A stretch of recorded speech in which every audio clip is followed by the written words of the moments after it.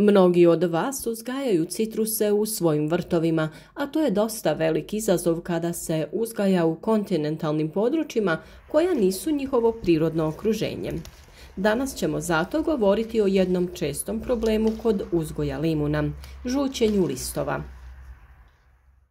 Ako imate limun u tegli, sigurno ste se barem jednom zapitali zašto mu listovi požute i šta da radite. Nažalost, žuti list nije jedan jasan znak s jednim rješenjem.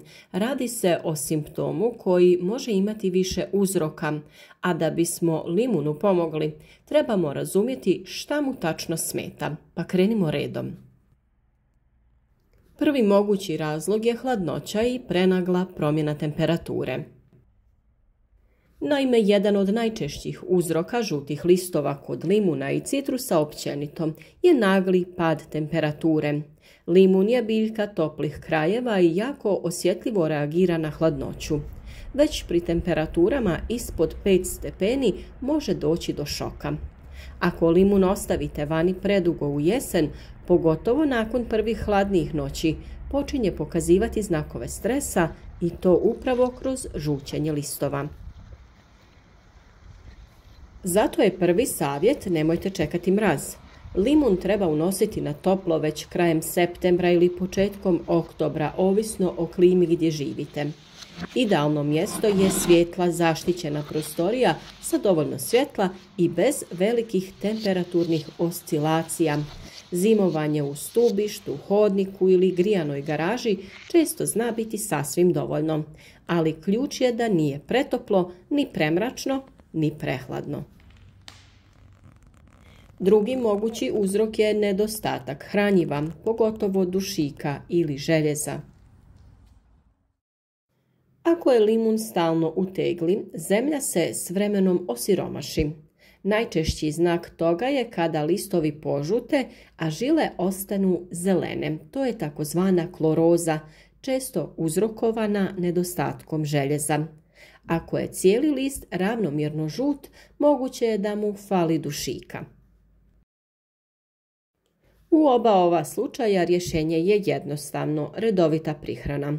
Postoje posebna gnojiva za agrume koja sadrže tačno ono što limunu treba.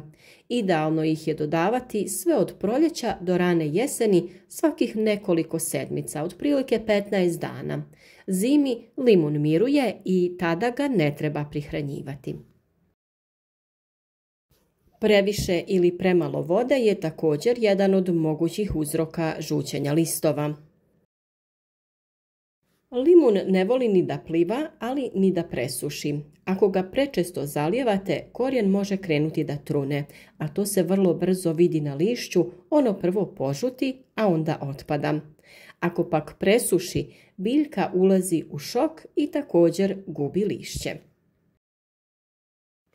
Zlatno pravilo je zalijevajte tek kada se gornji sloj zemlje osuši i to umjereno.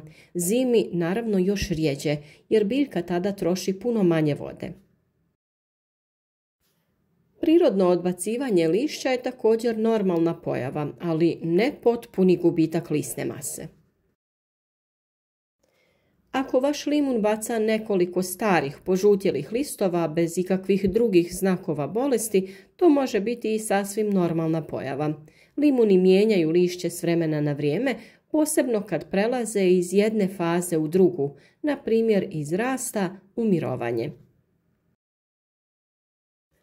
Ako su listovi vašeg limuna požutjeli, ne brinite, to nije kraj svijeta. Sjetite se kada ste ga zadnji put pognojili, pogledajte kakva mu je zemlja, jeste li ga možda previše zalili ili ostavili predugo vani.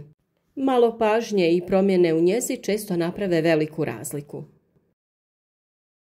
A najvažnije, ne čekajte zimu da ga unesete. Kada temperature padnu ispod 10 stepeni, vrijeme je da limun ide na toplo. Tako ćete mu pomoći da sačuva zdravo lišće i bez problema preživi zimu.